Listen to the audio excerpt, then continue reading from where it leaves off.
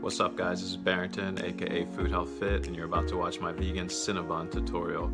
I've been told by many vegans and non-vegans alike that these are the best cinnamon rolls that they've ever had, but don't take my word for it, give them a shot for yourself and let me know how it turns out. If you follow each step very carefully, you should be in Cinnabon heaven in no time.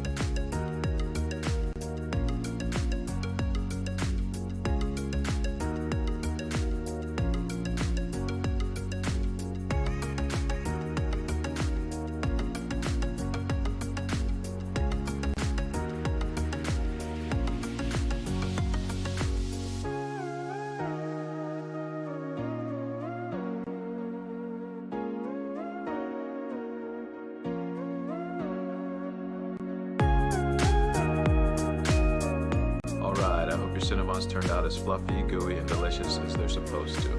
If they didn't, it was probably a temperature thing. For the first step, make sure that your almond milk is 110 degrees, only give or take a few degrees, and check it with a kitchen thermometer. For your oven, make sure you preheat it for at least 30 minutes, and check that too with the oven thermometer. These things are crucial when it comes to baking. But anyway, that's all I got for you guys today. I'll see you